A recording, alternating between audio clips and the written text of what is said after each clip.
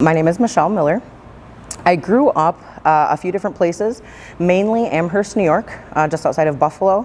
And then we stayed a little bit with grandparents on the Tuscarora Indian Reservation, spent a little bit of time in Fort Erie, up in Six Nations in Canada, spent some summers in Akwesasne, which is past Alexandria Bay, up in Mohawk territory, and I am of the Turtle Clan.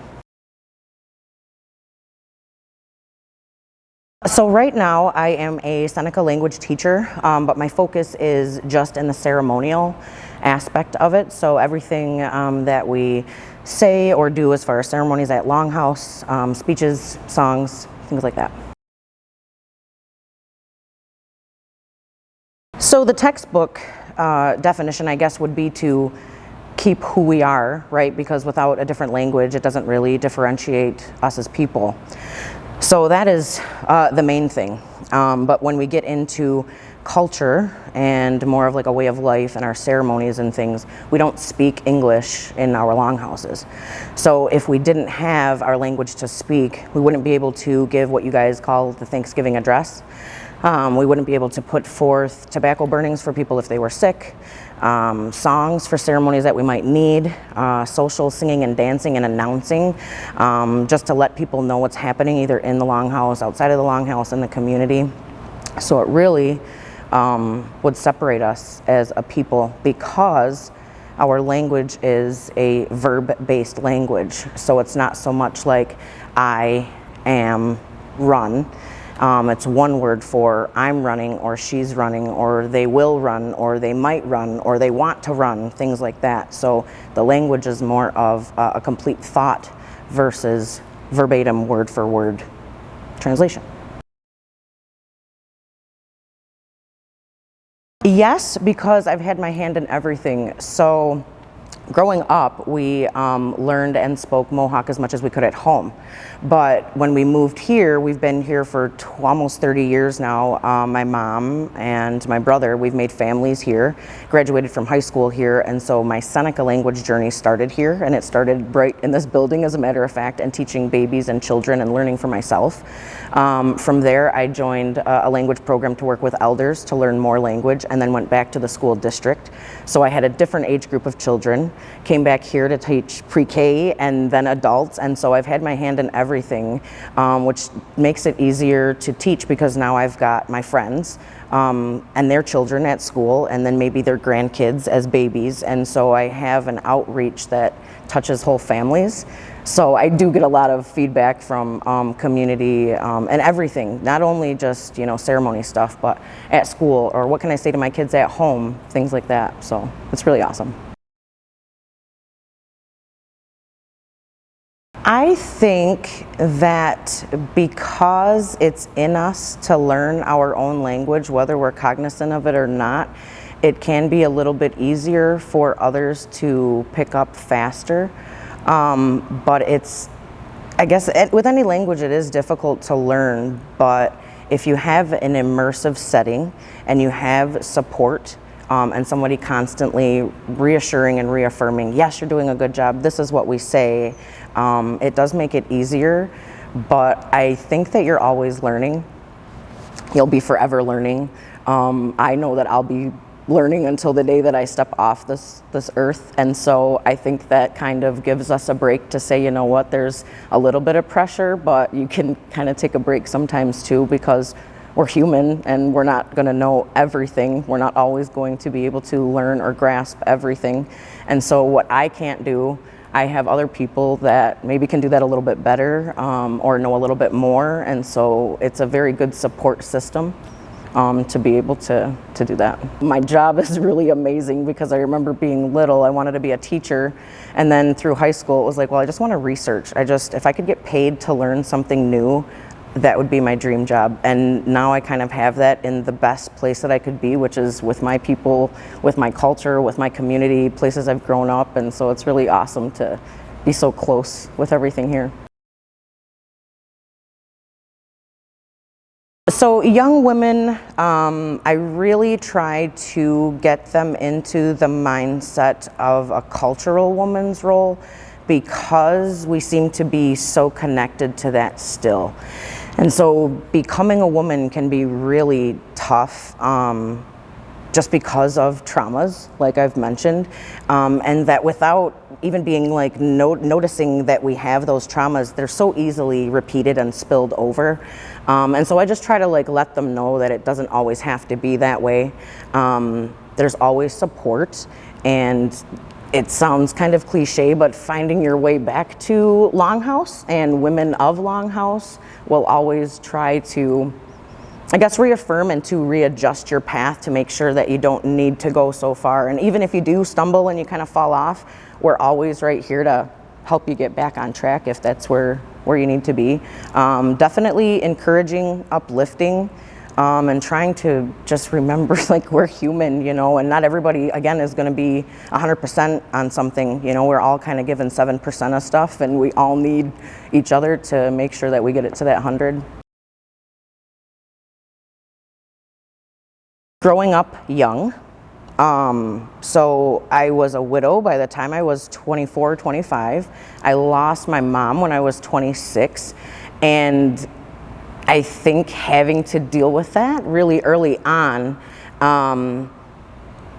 it was almost like I was prepared for it, I guess, but to have to deal with that, to be just reminding yourself always that it is a journey. You're always learning. Self-reflecting is huge. I've gotten into like meditation and source energy and personal development things, and really learning that you have to rely on yourself. I can say, you know, everybody's here for you all the time and we'll help you stand up, but we all know too that if that person's not ready to stand up, we can pull and pull and pull, and we're not going to get anywhere. You know, you got to get going first. So always just self-reflecting. What can I do better? All right, so I didn't do it great, so I can do better tomorrow. Tomorrow's like a new day. You always get these new chances to do things. So just not being real hard on myself. Okay, well, you know what? And it's so funny because an elder that I get to spend a great deal and amount of time with that I love dearly. She told me her grandfather told her, you know, sometimes we're not going to have good days. And so maybe today's just not a good day, but you know what? Tomorrow will be better. And it fits. It fits with everything, because I can hear my mom say that to me. I can hear my grandparents. I find myself saying that to my children or kids in the community. So I think that's really just giving ourselves that grace, right? That moment to take a deep breath and say, okay, well, we're skinned up, you know, we got a little bit of dirt on us, but guess what? We can pick ourselves up and we can keep going, you know, but we have to too, right? Because if not, nobody's going to come get us. You know, we really have to fight that on our own. Because it helps us decide and to tell who we are, you know, and where we come from, to be able to be connected to that. So a lot of times I find when I'm talking to people or talking to women that maybe don't have a cultural connection, so they've grown up off the reservation or out of state, even out of country sometimes, or maybe their mom or their dad kind of left because of a family fight, or it's been, you know, 50 years since they've been back and talked to family, but then they find themselves coming here and they wander and they stare at the river and they don't want to leave, and there's just some connection, and then it's like they find themselves asking about songs or Longhouse and they want to be a part of something, and then they come and then it's like, you did it, I found it, you know, and I found who I am. And so I think that they have that in them, and it makes us, it completes us and who we are. I think now, if I didn't come back home and if I didn't find my way, which is teaching people and sharing everything that I have or everything that I could have, I would be lost and I might not know where to go. And at one point I was. At one point I wasn't too sure where I belonged, or that I wanted to belong to something, but I wasn't really sure what that was going to look like. And where I tried to fit in, it just wasn't for me. And so again, that connection, you feel it. And it's unfortunate for people that kind of search and don't have that. And I think that if that is the case, to where maybe you don't have a clan, because that was a question that you asked, and I know that's huge. And I'll just say, it so happens that I ended up on the right side of the coin. I'm no darker than you, I'm lighter than you probably, and I can incognito myself in any kind of non-native anywhere, and I can put on a suit and a dress and act like the best educated white woman, non-native person, just like anyone else. So for me to have to fight that much harder to say, well, wait a minute, but I'm brown on the inside and I can dance just as strong and I can speak and understand just as much, we kind of lose that connection too. People need that connection, whether they do or don't have a clan, whether they are brown or not, whether their mom or their dad does or doesn't belong. And I feel like that's what they're missing. And we can't disparage them from that, right? We can't keep them away from that, because what if that's the one thing that they needed, or it kept them afloat, or it gave them hope, or, you know, what have you. Like breathtaking, and you want to cry like tears of joy for them, because it's like, I knew this was going to be it for you, right? And I knew that it was just going to take hold, and it's like the most loving, kind, welcoming feeling that they get, to where it's like you're just so happy for them and you can't help but want to give them everything. You know, you need a name, and let's teach you how to dance, and what did you think, let's get you an outfit, you know, and are you going to come back tomorrow? And so you really just want to shower and encourage them, and the light that you see in them from finally being able to say, I'm here, you know, I belong, I found it, you guys, this is great, and yes, I'm going to come back tomorrow, and yes, I want to learn everything. It's really just the best feeling in the world to be able to share that. And it's funny, because I was telling an elder a couple years ago that it's going to be us half-breeds, is what I said, that's going to keep it alive. Why? Because we have to fight so much more for it. We have to fight so much more to prove ourselves. We have to fight so much more to belong, to learn, to be accepted by our own people. So I really feel like at the end of the day, it's going to be these young kids that may have a split family, maybe don't have a clan, or grew up off, you know, reservation or away from cultural community, that are going to really be fighting for what we have here, because it's going to be that connection that pulls it right in. Find somebody that you feel comfortable with, that's willing to show you. I know it can be so apprehensive, because I felt that way, and even now as an adult, I can say, oh, I won't go to that longhouse, or oh, I don't want to go, you know, to that territory, just because of, you know, memories that I have of how I was treated when I was little, which is something, you know, I'm going to have to heal from too. But in the meantime, now I can say, well, go to a nicer one.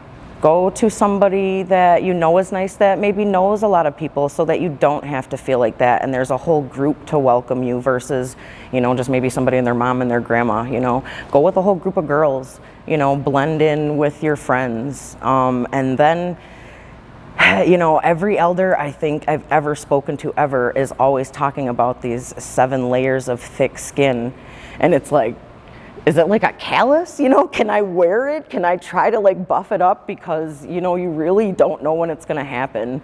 And I don't think I'm 2 layers in, you know, but you really have to try to just put those comments or those thoughts that you think people are having or whatever out of your mind. I was constantly reminded, you know, you're here for the Creator, and it doesn't matter, because He can see what you're doing and He knows your intent. So at the end of the day, if that's what you're there for, which is what we're told, we're there for the Creator and not anybody else, then do that, and just go and be as honest with your convictions as possible, and just give it your all. Because if it does turn out that it's great, and it is what you were looking for, and it is what you wanted, and it fills that hole, man, you know, it's the best feeling. Nothing is ever going to cap that. It's kind of unfortunate that these young girls don't really have a lot of elders, as they say, like I had growing up. I'm noticing that there's a lot of like a whole age group missing, and so I don't think that they have the tools, the people to ask for that type of advice. And so again, I would say find somebody that is kind and willing to help you as far as finding that. But really, you know, it's really something inside of yourself, and then your peers maybe, you know, finding those good friends that are going to tell you, you know, to heck with what everybody thinks, and it doesn't matter what people say. And I love the quote that says, your opinion of me is none of my business, because it's really true, because it doesn't do anything for me. Like I say, I know it can be scary to try to find that connection, but they know they have it. They can feel it. They know that it's missing. They even know where to go to get it. And so it's like, so if you know all those things, you know, take that step. And that's why I say, call me, because I'll help you. You know, we can be scared together. And I guess the good part about it is I've already done it. I've already been teased. I've already been picked on. I've already been told that I don't belong to places. And you know, now years later, I'm still there. They know I'm not going anywhere, and now I'm helping. You know, and so it's kind of like you have to prove yourself a little bit. But with the history of trauma and where we come from, you kind of understand it. So I think for girls now, Seneca women, Seneca girls, if you think about it, think about what Seneca women were doing 100 years ago. Think about what they were doing 150 years ago. Think about what they were doing 200 years ago. And so it's probably the same thing that girls are going through now, with trying to find out who they are and where they fit in and what they're good at. And God, she's way better at that than me, and I'll never do that, or God, I'll never get this, or whatever the case is.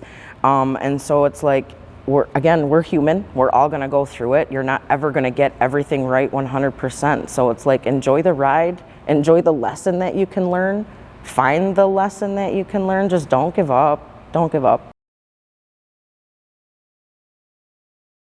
Trauma is like the vocab word of the day. So it's definitely trauma. I can only talk about trauma because I've learned about trauma and I know my own traumas, and it's like, well, geez, I don't want to look at that. Who wants to look at that? And it's like, oh, I did that, you know. Well, I don't want to talk about it, and I definitely don't want to tell anybody else about it. And did anybody see me? And so on the other side of that, it's like, did you see her? Did you see what she did? Oh my God. Instead of us being like, hey, that's not a good idea. Do you need help? So we just had this happen last year, where drugs, of course, is huge here. And you get rumors and you get, you know, things of people saying this and people saying that. And I felt like I was the first one that was ever like, when are we going to stop talking about, did you see how many times they went to that drug addict's house? Instead of being like, hey, are you okay? And where's the kids? And are the kids okay? Well, do you need something? And, you know, maybe you need something. Maybe you need a meal. Maybe you need a hot bath. Do you want to go for a ride? Maybe do you want to go fishing? And would you mind if I babysat the kids? And maybe you and your girlfriend need to go out to dinner. Or, you know, maybe she needs a break from who knows what. So I think because we're so judgmental, one, we're so traumatized, two, and really the jealousy of doing better has got to also be a trauma trigger. How dare you think that you can stop drinking? How dare you think you're better than me to quit doing drugs? Who do you think you are? Look at, now she's going, and then they'll hear about it. From the time that person leaves counseling until the time they try to not go to the bar, they try to go to work the next day. Maybe they even try to go to Longhouse or church right on Sunday and be like, I'm gonna do it. I'm feeling great. And then everybody they see is, oh yeah, how was counseling? Oh, y'all fixed up now? Y'all better now? Oh, you'll be back. Yeah, okay, well, I'm gonna go have a drink. And it's like, you know how much, it took so much courage for that person to say, you know, I'm going to tell somebody what's really going on in here, and they're not going to judge me like everybody else every day of my life, and I'm going to let them know what's going on. And once they go there and they feel good and they come out, there's 10 people that are like, what a loser you are. You're not strong. You're weak. You had to go tell somebody your problems. Glug, glug, glug. Man, I don't need that. I got this, and I can do what I want. And it's like, so all of us are traumatized. Let's just say that. And why would anybody want to look at that? Why would I, after ridiculing you for the crap life that you have and trying to make yourself better, would I actually want to say that I haven't seen my kids in probably 2 months, but they're at my house, and I haven't been sober in 6 months, and I do all kinds of drugs, and I do show up to work, but I don't know what I do with my money, and this is my life, you know. But I can tell you when I have darts, and I can tell you when I bowl, and I can tell you what Susie threw last night, and I can tell you what, Tommy said whatever, and it's like, so nobody wants to look at our problems. We all have the same problems. So we all have healing to do, but it's like, well, who's going to do the healing first? You are, you loser. You're not supposed to heal. You're supposed to be tough, and so that's where this resilient, tough trauma comes in, because nobody asks us to be that resilient, and we don't have to be that tough.